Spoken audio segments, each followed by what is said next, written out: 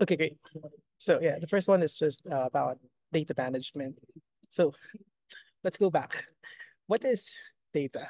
Pretty sure you already know this at this point in time. I mean, you're taking MSDS, so everyone should know what data is, right? But here's the actual definition of data um, from Merriam-Webster. So factual information used as basis for reasoning, discussion, or calculation. Information in digital form that can be transmitted or processed. And finally, information output by a sensing device or organ that includes both useful and irrelevant or redundant information and must be processed to be meaningful. Yeah, typical definition. But what is it like in the modern setting? And I believe this infographic is a good representation of such. So this was back in 2018, but every minute of the day, this is the data that we are generating. So for Netflix, you have 97K hours of video user stream every minute. And then for Snapchat, you have 2 million user shares. For LinkedIn, 120 professionals. You get idea. So these are some of the popular platforms that we're using. And now it's 2024, so you expect more data than that. So what is data management? So we're talking about data. So data management comprises all disciplines related to managing data as a valuable resource. And we'll focus on that. So it's basically just managing data as a valuable resource. And that includes so many tasks, right?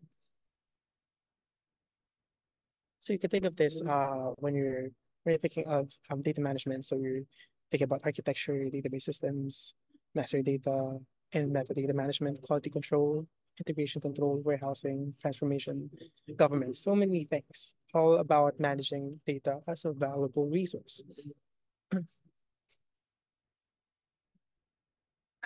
We could break down the different tasks under data management into upstream and downstream tasks. So for the upstream, the first is you find the data, and when you're finding the data, you wanna ask why you need the data. What data points will you be needing? Um, what is it for? Do we need people data? Do we need transaction data? Do we need whatever kind of data that is that you need for your study?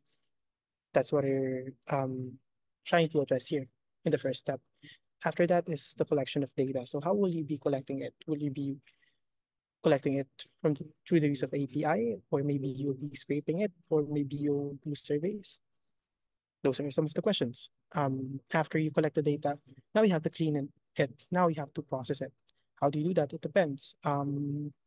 There are various ways to do cleaning and pre-processing, and it's normally case to case. It really depends on the data that you have. Will you be doing imputation? Is it reasonable to do imputation in the use case that you have? Can you simply omit it? Is it necessary? Depends. After that, you will be storing the data. How will you be storing it? Do you store it in CSV format? Do you store it in a proper SQL database? Will you be using NoSQL like JSON? So those are some of the considerations. And for the downstream tasks you have, well, first here is processing of the data. So you have to, of course, do initial pre-processing. So that will be ready for the analysis part later on. And then next, you will be serving the data to your stakeholders or your users. And now here in the analysis of the data, that's what data scientists will be doing for the most part. So, okay, now that you have the data, you can now make use of the different machine learning techniques or analysis techniques that you know of. And finally, for the governing of the data, um, you have what's that? You have the data governance, data quality control, all those things. So that's all under data management. Clear so far? Okay.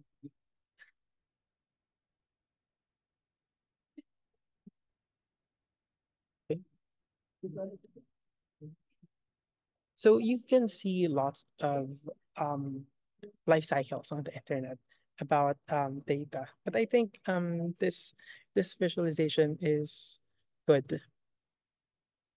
So you have 8 stages here. Some resources will say five or whatever, but the idea is the same. You start with generation, collection, and then after that you store it and you process it, and then you manage the data, you analyze, and then you interpret and visualize it, and then finally you destroy the data. It depends on the data that you have. For example, in some institutions, you will have to delete the data someone after 5 years. I believe that's the case with most financial institutions, about 5 to 10 years. But for this course, we will be focusing on the following. So it's the collection, the storage, and processing. But you'll also have to think about the interpretation visualization. Of course, as data scientists or data engineers, you will be thinking about all these things at some point, definitely. But for this course, let's just focus on the collection, storage, and processing. And that's what you're going to be doing for your project. So you will have to, and your homework, you'll have to collect data from some source. You don't have to think about generation, just collect the data from some source. You store it somewhere and then you do some processing. That's your typical ETL, DLT. And of course, there has to be some use case for that. So after you've done all of that, you store it, you show it somewhere through a dashboard or whatever it is that you have in mind so that you get to appreciate what it's for. But you don't have to think about machine learning, of course. That's an extra. I mean, you can do that, but we're not really gonna pay attention to that. Clear?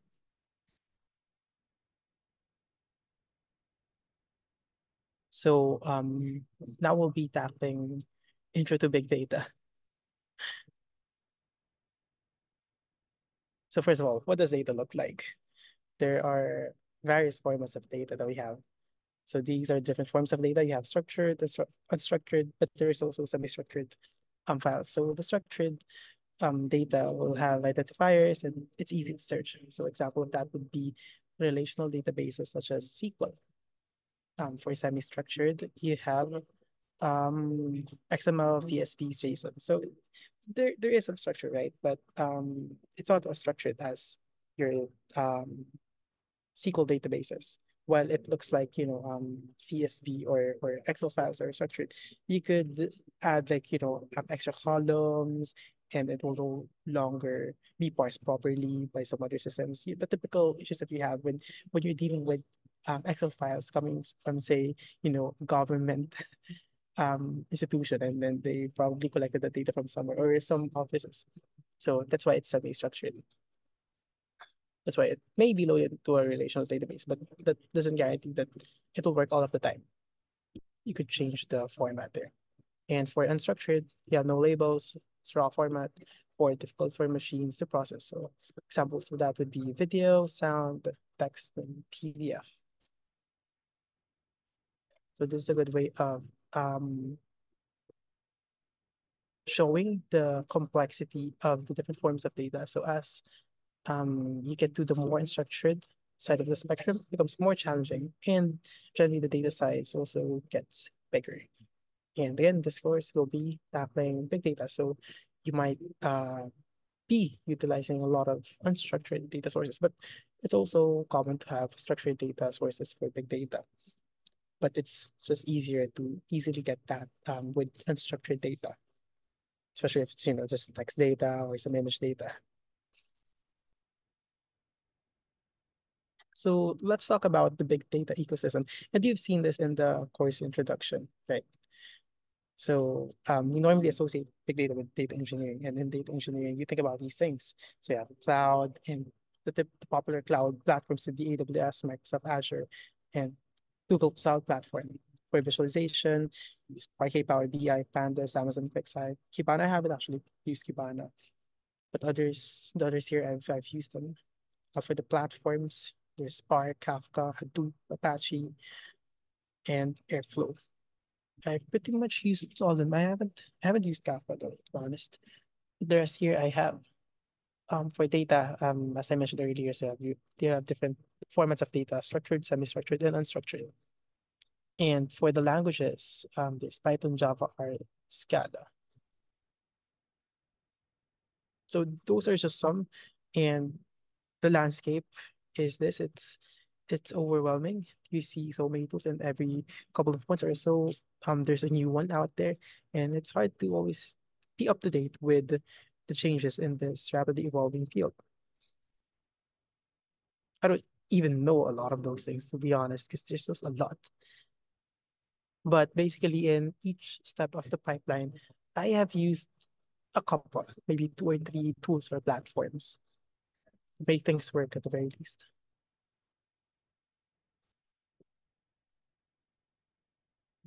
And again, the goal really here is to do ETL. Of course, there's also ELT and there are nuances now, but the core of it is doing ETL. So again, ETL is extract, transform, and load. So in extract, you retrieve and verify the data from various sources, and transform, you process and organize, extract the data. So it is usable. And finally, you load it to some source. So it can be used by the data scientists to do their analysis. There's also ELT, which basically just switches the two because you might need the raw data at first. So basically, just don't do transformation already. Just load it as it is. And that's more useful in the context of analytics. Here's an example of a modern data engineering pipeline. So here are some of the tools that you will probably use. So let's start with observability. There's Soda, Monte Carlo, Dataflow. I honestly haven't tried those platforms. And let's go to orchestration. For orchestration, you have Airflow and Dagster and Prefect. Um, those are the popular orchestration tools out there. Airflow has been here for many years now. I've used that before, but more recently I'm using Dagster, and Dagster tries to address the issues that Airflow has. Prefect is more new. So it's normally a battle between Dagster and Prefect nowadays, and they say Dagster is more software engineering oriented, while Prefect has better UI UX. So if you've done orchestration before, you might have used Airflow, but nowadays it's Dagster or Prefect. And I'm more of a Dagster person, so we'll be using Dagster in this course. So for the data sources, there's so many out there. You could get um, from various sources. So you could use PostgreSQL, you could get your data from Google Ads, you could scrape your data from Facebook, Twitter. They also have APIs if you need to use that. And then after that, you will be ingesting the data. You could use these tools. So Fivetran, Stitch, Airbyte, Python, Spark. I haven't used the first three. I've only used Python and Spark. So you could do it the old-fashioned way, just use Python to do the ingestion. But if you wanna do distributed computing, then you'll have to use Apache Spark. For the data warehouse, there are so many platforms nowadays with regards to that. So you have Snowflake, Google BigQuery, Amazon Redshift, Databricks. I have used all of them, but in my previous job, I primarily used Databricks.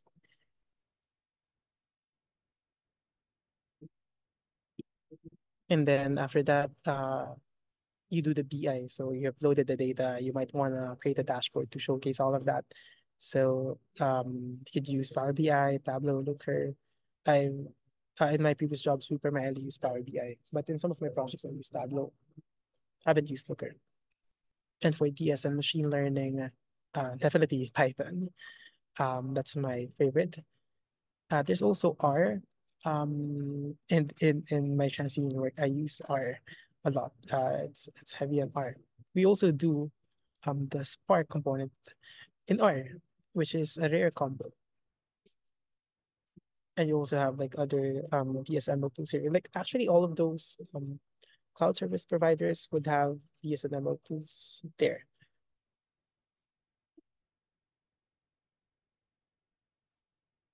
How did I get to know all of these? I don't know all of them, right? I just know some, like maybe two or three for each step, because that's what I use in the different jobs that I had. And I had a data role before. I initially started with just doing things the old-fashioned way because I used to be a software engineer, and then I had to do this task, and then I learned the technologies about that. So Um, I fortunately was able to learn them not in just, I would say, one sitting. I had many jobs where I'm focusing on this part of the pipeline and I get to learn all these things. And at some point, I had to integrate all of them. So, yeah, I did not had to like learn all of them in one go. The Daxter, I'm just reading the Daxter documentation, and we're also utilizing that in our data infra project for the government. That means I also get to learn from the other data engineers on how to use Daxter. I primarily use AWS before for my personal projects, but in my previous corporate jobs, it's always Azure. So I also had to learn Azure. So now it's a mix of AWS and Azure in my head. Next. So big data, we have big problems, of course. And you have some guiding principles on how you can address those things. So this is actually from AWS. I'm not sure if you know this. Do you know what this is? The data inks here probably know this or might have heard of it. Any ideas? What this is from what? Okay, so this is the AWS well architected framework. And it basically is a framework about the guiding principles to um, basically create your data pipeline efficiently on cloud. So in the well architect framework, it's a white paper. You can just read it. They discuss so many things about these five pillars that we're seeing here. So it has operational excellence, security, reliability, performance efficiency, and cost optimization. So in operational excellence, it's run, manage, and monitor production workload to deliver business value and continuous improve on supporting process events. Security is protecting information systems and assets along from outside world with risk assessment and planned failures and mitigation strategies. Reliability, auto recovery workload from infrastructure, power system failures with dynamic resource management to meet operational threshold. And for performance efficiency, uh, you use computing resources efficiently to support on-demand changes for delivering workload with maximum performance to meet the SLA or service level agreement. And finally, cost optimization. You avoid and eliminate unneeded cost or replace resources with cost-effective resources without impacting the best practices and business needs. So those are the five pillars that you have when you are coming up with a cloud solution or a big data cloud solution. And there's a proper white paper for that from AWS. Have you guys seen that or read that before? To the AWS people here. I'm just curious, how many of you again are using AWS? I mean, it's AWS, but you could, use the same ideologies and practices to other cloud platforms. Same, I mean, you do the same thing when you use Azure or GCP.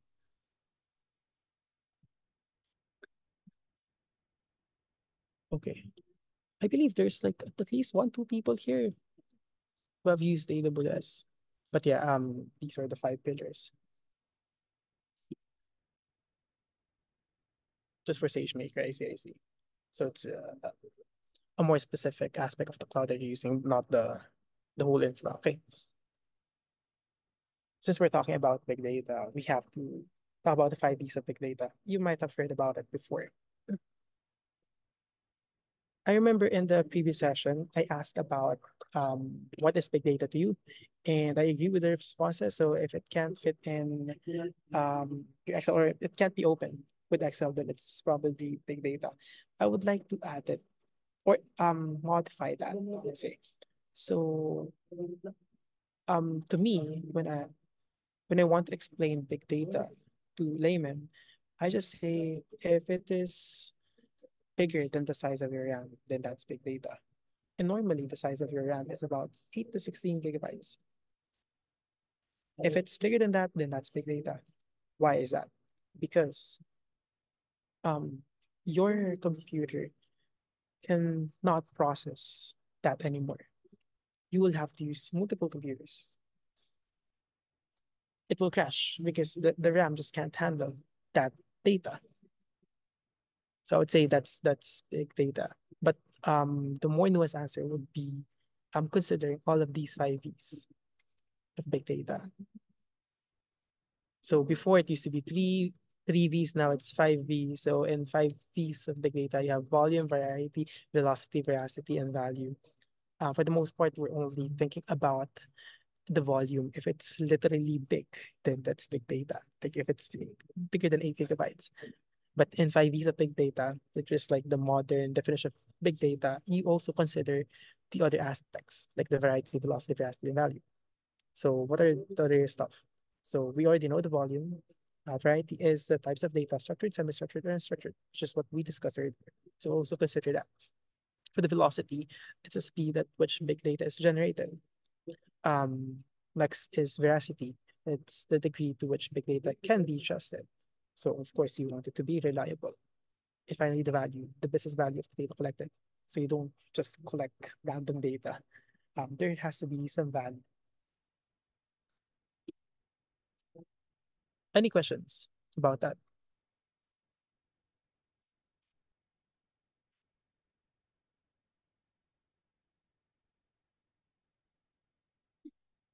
No, no questions. Yeah, actually, that's it for this quick intro session. Next week, we'll be doing data collection. We'll start doing the data collection. But I hope this gives you like a high level idea on what you're getting into in this big data course. So those are some of the tools that we'll be using. So we'll do each step of the pipeline. So we'll collect, we'll process, we'll store using those tools that we've seen earlier.